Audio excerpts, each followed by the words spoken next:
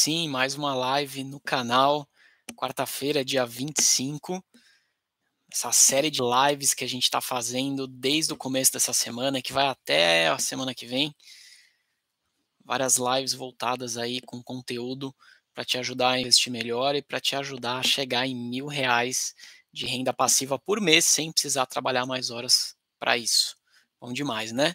Então vamos lá, um pouquinho atrasado, vamos começar a nossa live de hoje.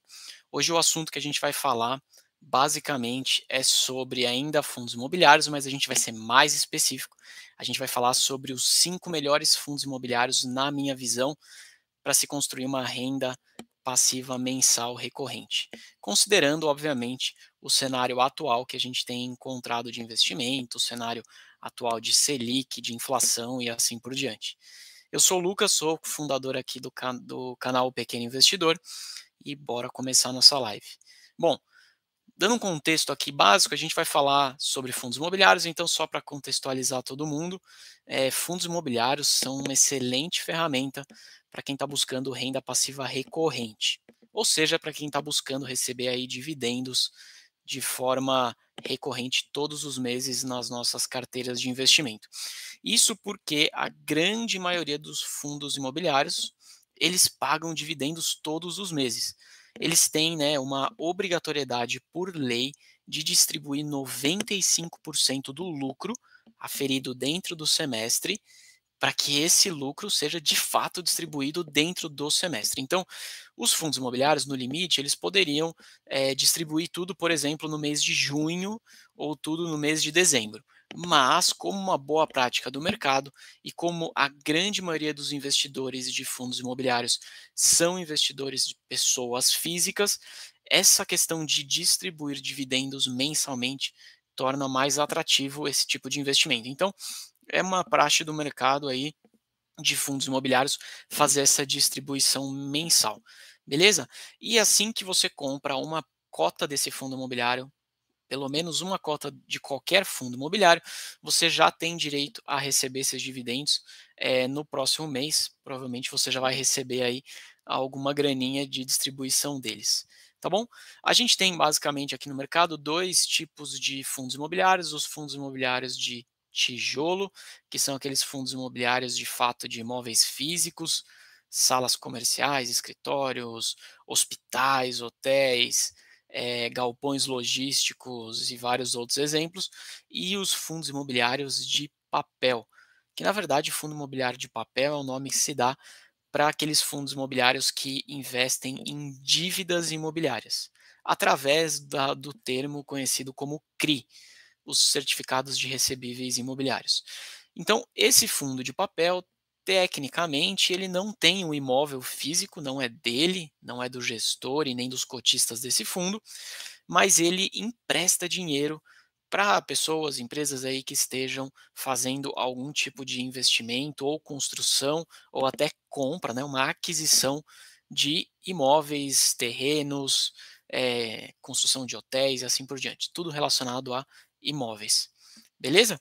Então, é muito importante que você conheça esses dois tipos de fundos imobiliários para você poder ter clareza e, na hora de montar a sua carteira, conseguir fazer uma composição equilibrada.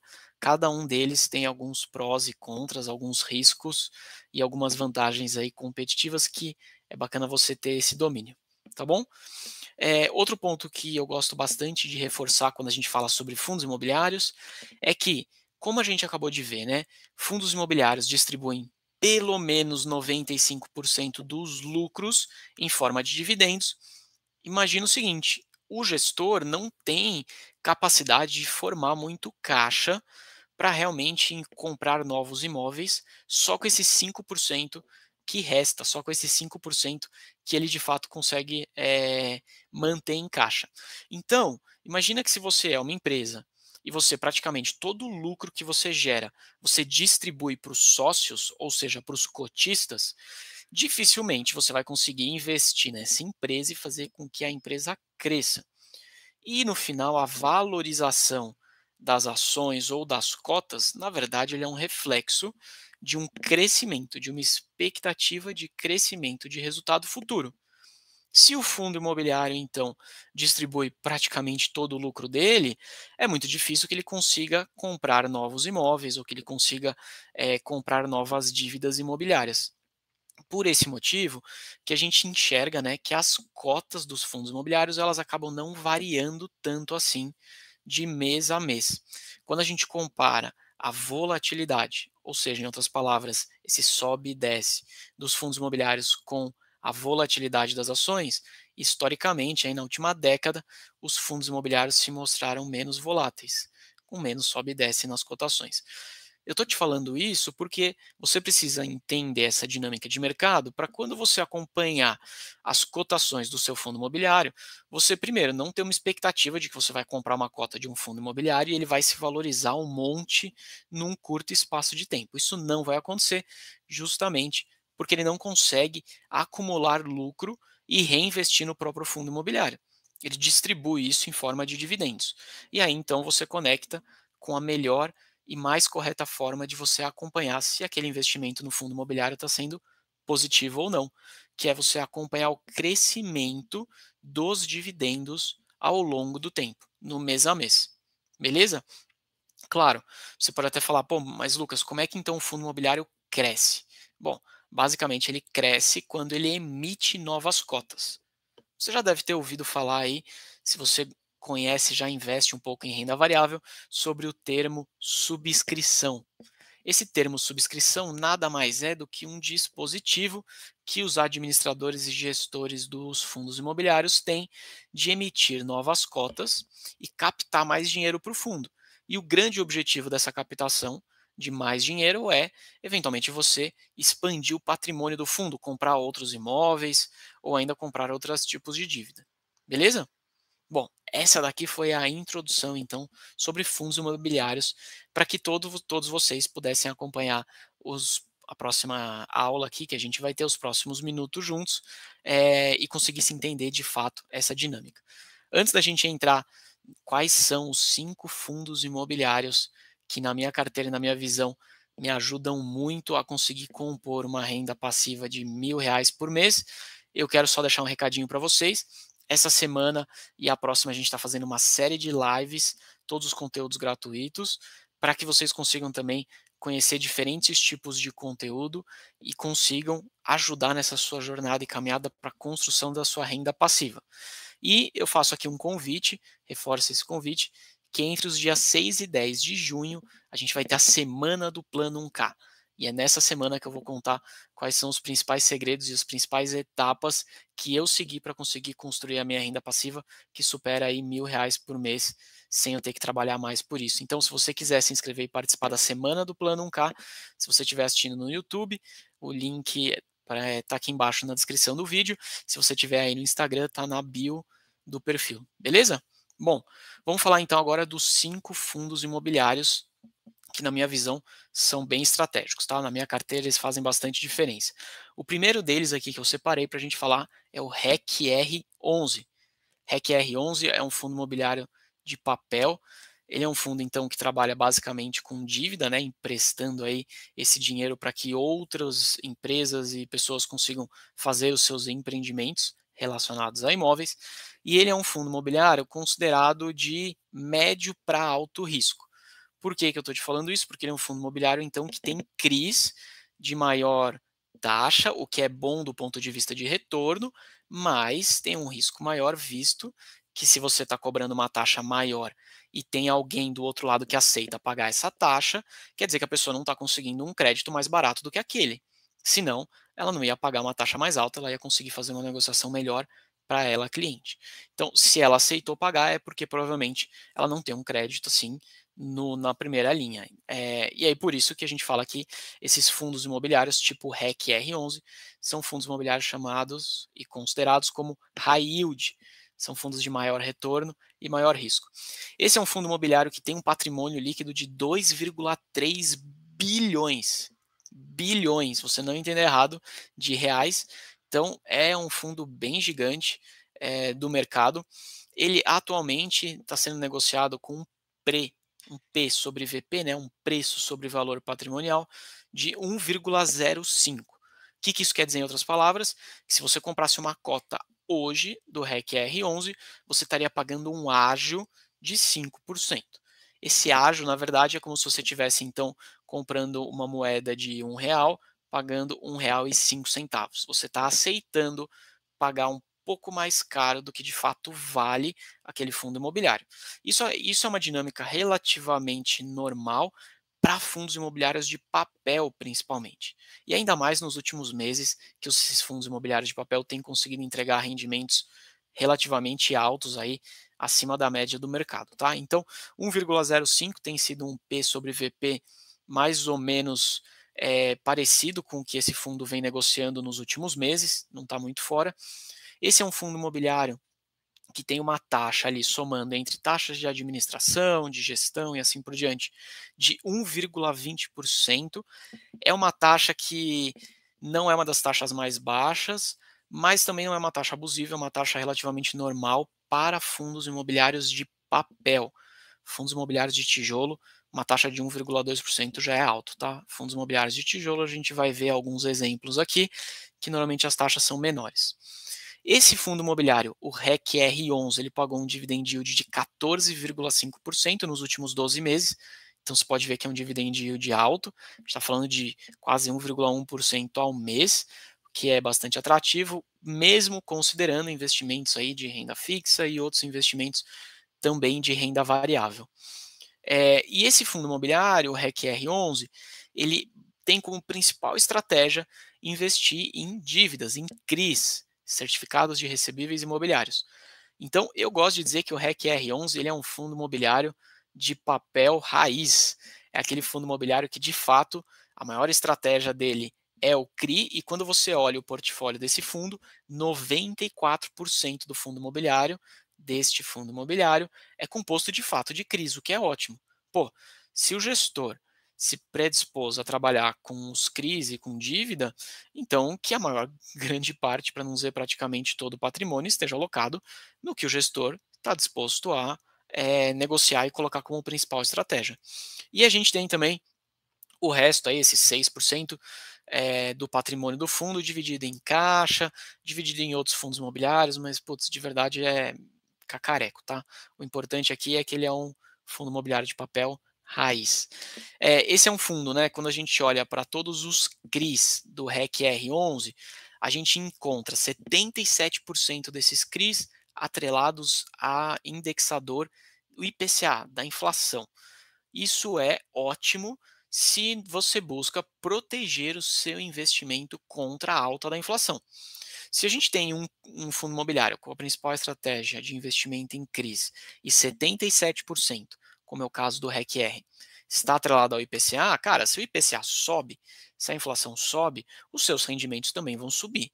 Então, de alguma maneira, você vai, espera-se, né, receber sempre acima da inflação. E de verdade, se você não estiver recebendo acima da inflação e você está em um fundo imobiliário de papel de risco maior, como o REC R11, tem alguma coisa errada acontecendo, tá? Então tem que ficar ligado aí com o rendimento e o risco que cada um desses fundos entrega aos cotistas. E ele tem 17% dos CRIs atrelados ao CDI. É uma taxa, é uma quantidade de CRIs relativamente baixo, né, comparado aos 77% do IPCA, mas também é interessante, já que a taxa Selic, a taxa básica de juros, vem subindo bastante desde o ano passado e está em um patamar bem elevado. Então, pelo menos ali 17% do fundo imobiliário está de alguma maneira protegida e surfando essa alta da Selic. Beleza? Então esse foi o REC R11. Vamos agora falar do segundo fundo imobiliário que eu escolhi aqui e que é um dos que mais me ajuda a conseguir atingir minha renda passiva recorrente mensal. Ele é o IRDM11 da gestora Iridium. Esse fundo imobiliário, você pode ser que você já conheça, se você é do ramo e já investe em fundos imobiliários, com certeza você conhece, ele é um dos queridinhos aí da bolsa. Essa é uma gestora bem interessante. Eu já assisti algumas lives desse gestor e é bem legal a forma que ele pensa e o como ele prioriza o cotista na hora de tomada de decisão. E nós aqui Eu, como cotista do IRDM, se você for também, é bem bacana, né? Afinal de contas, somos clientes desse gestor. Então, vou dar um exemplo aqui, né? Um exemplo bem bacana que o próprio gestor já deixou transparente em comunicados é que, por exemplo, ele colocou que ele não faz emissões de cotas, de novas cotas, abaixo do valor patrimonial. Pô, isso é super bacana, isso é um recado bem legal que a gestão dá para quem é cotista, porque protege o nosso patrimônio nas novas e possíveis futuras emissões, da gente não ser diluído e não ficar separando aí o nosso dinheiro que já está lá investido com novos cotistas que estão chegando. Então isso é uma característica que eu valorizo, acho bem interessante. Outra coisa bem legal é que o gestor ele costuma sempre ser muito fiel e seguir tudo que ele passa para o mercado de forma transparente. Então, por exemplo, o gestor da Iridium, né, o gestor do IRDM11, disse que neste primeiro semestre de 2022 ele não faria novas emissões de cotas. E a gente está agora no dia 25 de maio e até esse momento, de fato, não foi feita nenhuma emissão. Pô, isso é bem legal, dá uma previsibilidade super bacana para quem é cotista de conseguir se planejar e também, né, não fica aquele negócio de uma emissão atrás da outra, que de verdade não é bacana. É bom do ponto de vista de crescer o fundo, mas é ruim porque dificilmente você consegue seguir e acompanhar todas as emissões de cotas se um fundo imobiliário emite mês sim, mês não. Chega uma hora que você não vai ter capital para conseguir comprar e participar das rodadas de subscrição. Beleza? O IRDM11, ele é um fundo com patrimônio líquido de 3,2 bilhões de reais. Então, 1 bilhão de reais a mais do que o REC R11, que já é um fundo bastante robusto e bastante grande aqui no nosso mercado brasileiro. E ele atualmente está com um P sobre VP, o IRDM11, de 1,06. Olha, 1,06 também, né? Então, um pouquinho mais alto do que o valor patrimonial do fundo. Para fundos de papel, como eu disse para o REC R11, é relativamente normal a gente ter esse valor um pouquinho mais acima de 1. E esse P sobre VP de 1,06 é um P sobre VP relativamente raro de encontrar por IRDM, tá? Se você olhar o histórico, meu, teve em 2020, final de 2020, se eu não me engano, ele chegou a bater um P sobre VP de 1,30. 1,30. Quer dizer que quem comprou naquela época aceitou pagar em uma moeda de R$ 1, R$ 1,30. Olha que doideira, olha que loucura. Então, quando a gente olha, né, aquele P sobre VP de 1,30 que a gente teve em dado momento, contra esse P sobre VP de 1,06, parece estar muito mais razoável. Beleza? Essa gestora, né, o IRDM11, cobra uma taxa de 1%. Então, é uma taxa que eu considero baixa para fundos imobiliários de papel, bastante interessante, afinal de contas, quanto menor a taxa, mais dinheiro sobra no nosso bolso, então é bem legal. E a gente teve um dividend yield nos últimos 12 meses desse fundo imobiliário de 13,7%, quase aí 14%. Então, em um ano, pouco abaixo do REC R11, mas também num patamar bem interessante de retorno. Esse fundo imobiliário, o IRDM11, ele tem uma característica interessante e diferente da maioria dos outros fundos imobiliários. Ele é um fundo imobiliário cuja principal estratégia é investir em CRIs, em dívida, porém, ele tem hoje 65% do patrimônio desse fundo alocado de fato em CRIs, de fato em dívida.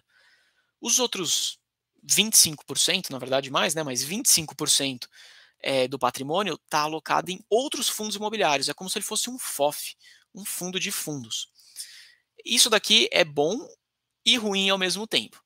Ele é bom se o gestor fizer boas negociações, que nesse caso do IRDM11, até agora o histórico dele foi bem interessante, né? O saldo foi muito positivo. Ele fez melhores boas negociações, né? Mais boas negociações do que negociações ruins. Por que isso é interessante? Porque como ele é um gestor de um fundo muito grande, em dados momentos, ele consegue acessar investimentos imobiliários que nós, pessoas físicas, não conseguiríamos acessar. E ele, por fato de ser um fundo imobiliário bem grande, com muita grana, e ser um fundo imobiliário, uma pessoa jurídica ali, ele consegue acessar. E é interessante porque esses fundos podem ter ofertas, né, e possibilidades de risco-retorno muito positivos para quem está investindo. Então, é bem Essa é uma característica do IRDM11, sempre ele negocia bastante cotas de outros fundos imobiliários no mês a mês, e como a gente pode ver, o patrimônio hoje, 25% do patrimônio desse fundo imobiliário está investido em outros fundos imobiliários. Beleza? E se a gente olhar especificamente para a estratégia principal do IRDM11, a gente vê que 53% dos CRIs estão atrelados ao IPCA e 20% ao CDI. Então, um mix aí bastante parecido também com o REC R11. Bora então agora para o nosso terceiro fundo imobiliário, que na minha visão e na minha carteira me ajudam a conseguir atingir essa renda de R$ 1.000 por mês de dividendos.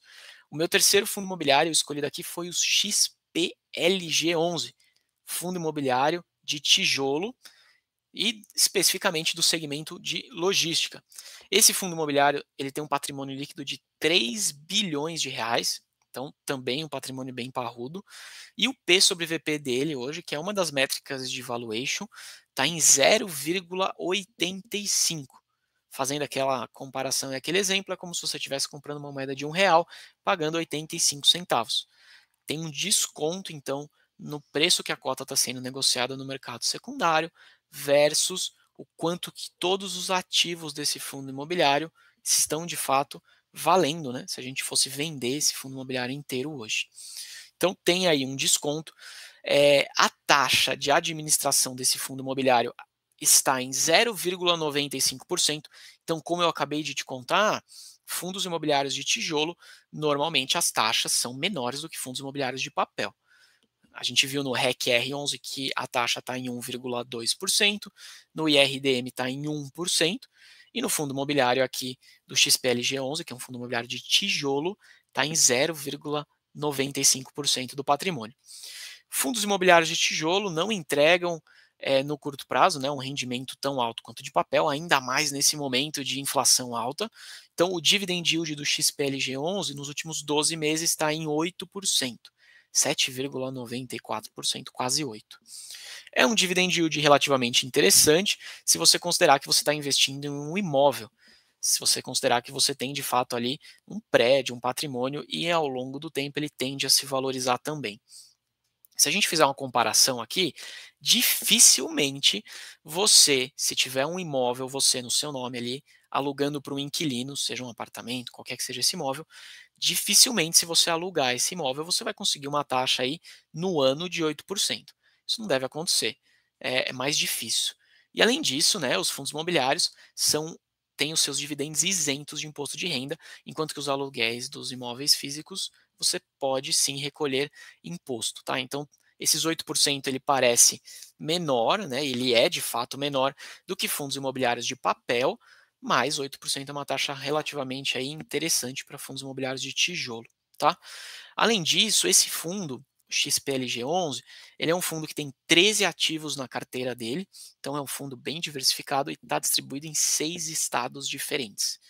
Então, para a minha carteira fez bastante sentido ter o XPLG11, realmente para eu primeiro, né, ter uma exposição ao segmento de logística, porque na minha visão é um segmento aí com uma boa perspectiva no futuro, é um segmento bem estratégico para a grande maioria das empresas que querem aí de fato dominar e atingir os clientes finais através do e-commerce, através da internet.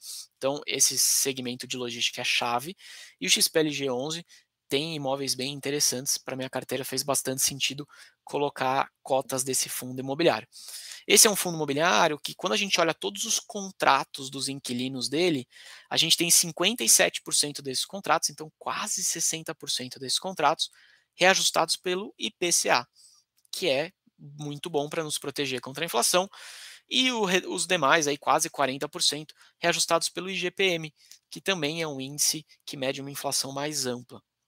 Então, basicamente, todos os contratos aqui embutidos dentro do XPLG11 nos protege nesses momentos de reajuste contra a inflação, faz com que os aluguéis aumentem de acordo com a inflação. Beleza? Tem um ponto interessante que eu gosto de falar do XPLG11, que é o seguinte, presta atenção nesse ponto.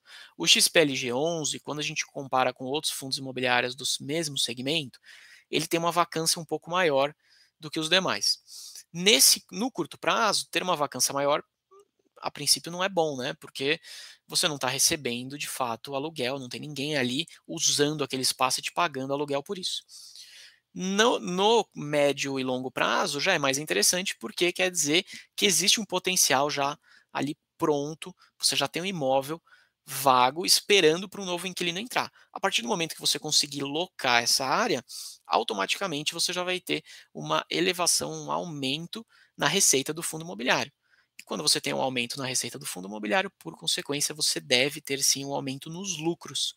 Ou seja, aumenta aí o valor dos dividendos distribuídos. Então, se você encontra fundos imobiliários bem geridos, com imóveis de boa qualidade, bem localizados, e eles estão com uma taxa de vacância um pouco mais alta do que o normal, um pouco mais alta do que o desejável, pode significar uma boa oportunidade de você colocar para dentro aí um fundo que potencialmente está descontado no seu valor de cota.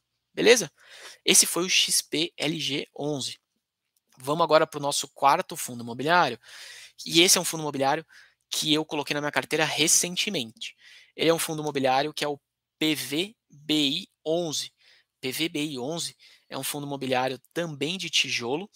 Ele é um fundo imobiliário que atua diferente do XPLG11, que é no segmento de logística, ele atua no segmento de lajes corporativas. O que isso quer dizer?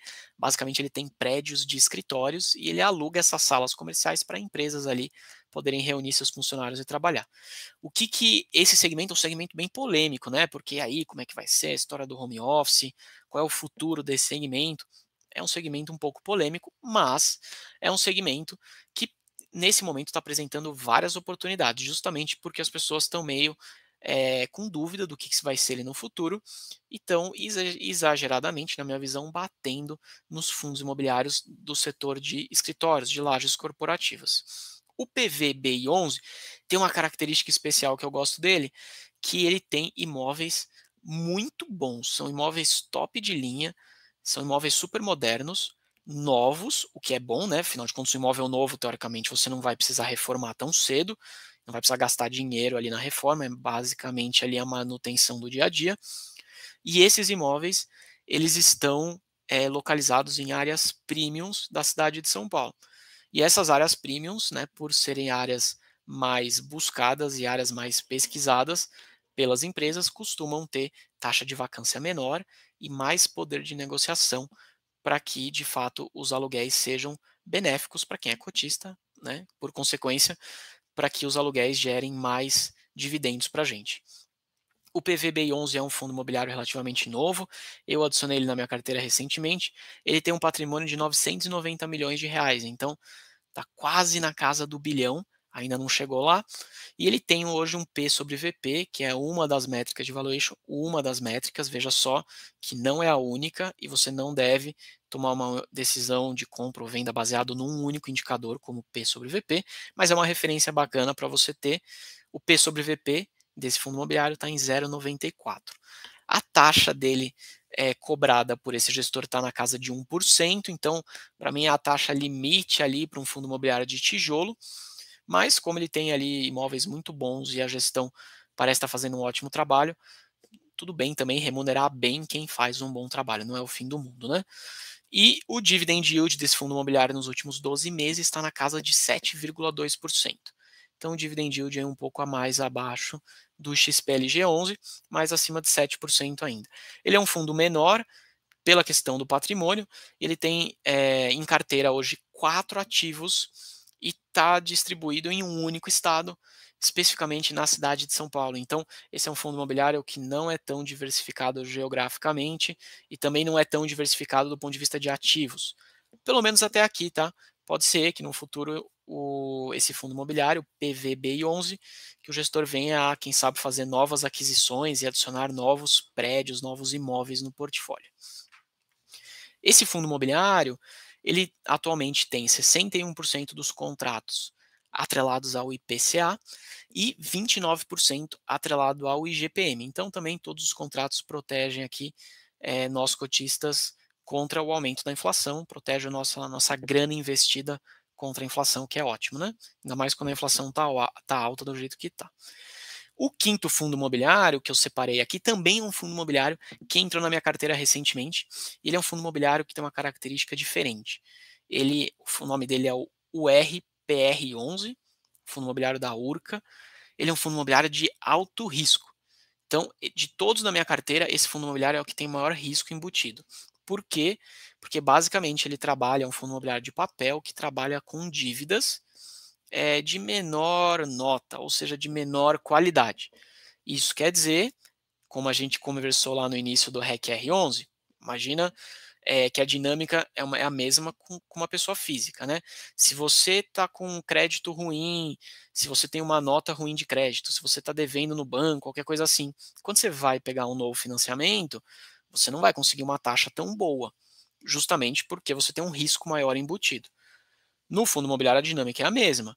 Se você tem um fundo imobiliário que paga dividendos maiores do que a média, cara, ele está pagando um dividendo maior do que a média porque ele cobra mais caro nos CRIs dele, por exemplo, né? Ou nos contratos dele.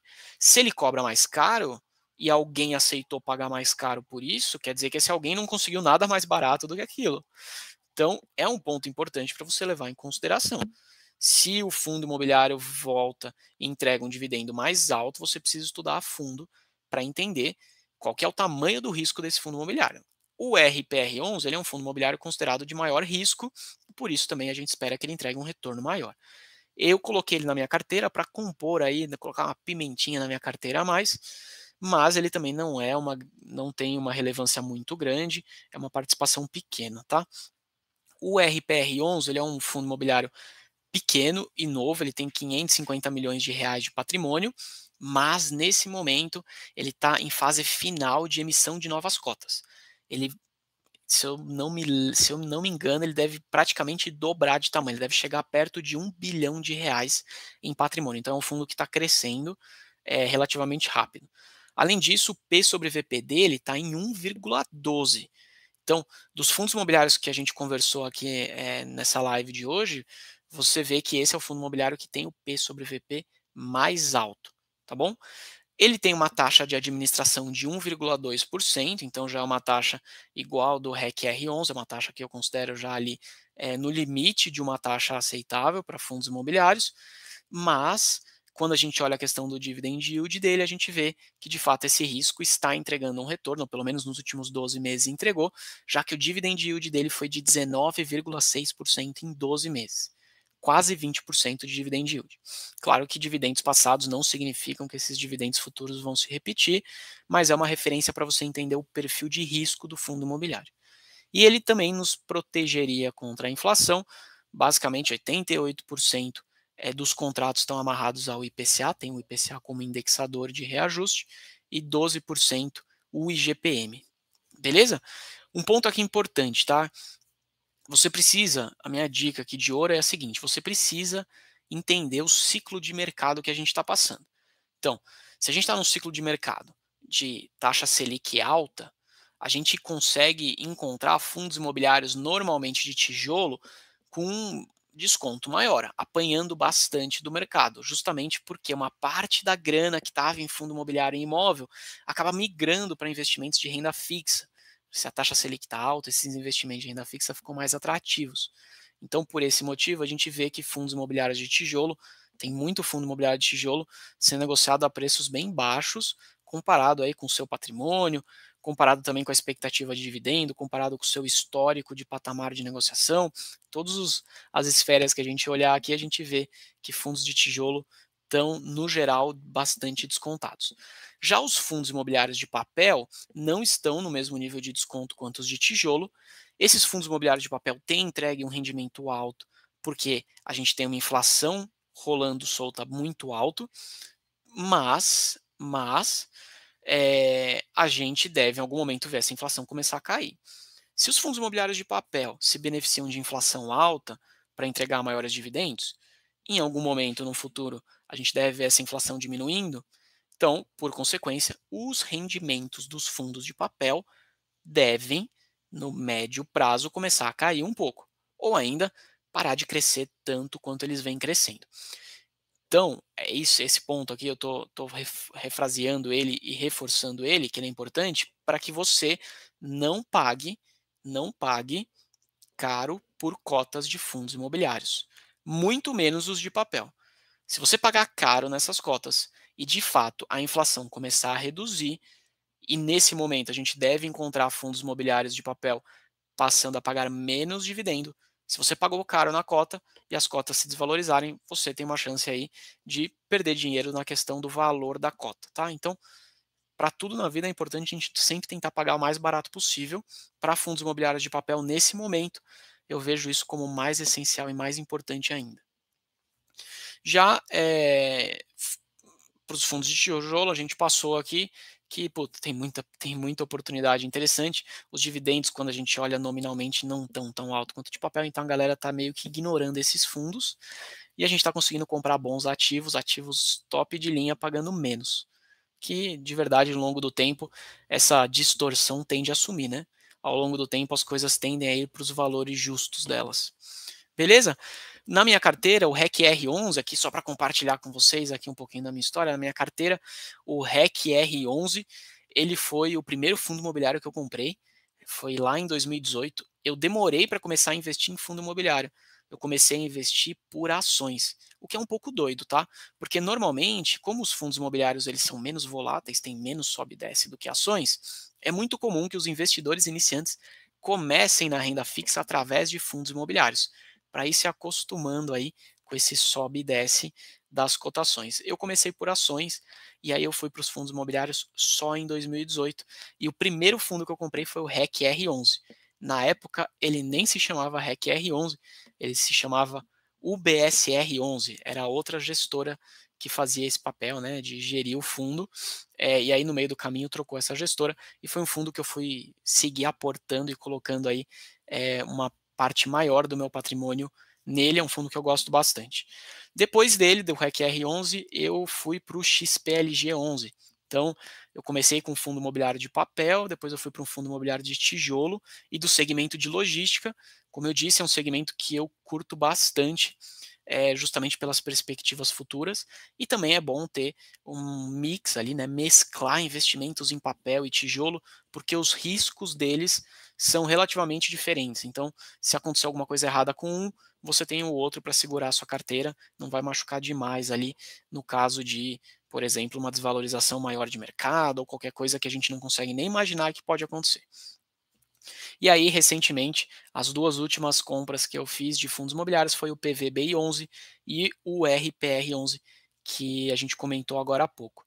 Beleza? Hoje a minha carteira, para você ter uma ideia, ela está mais ou menos assim, em 25% dos meus investimentos estão alocados em fundos imobiliários, e eu gosto disso porque me dá uma recorrência de dividendos todos os meses, me dá um fôlego aí para me ajudar a ter uma previsibilidade na hora de fazer os novos aportes, e 40% dos meus investimentos estão em ações.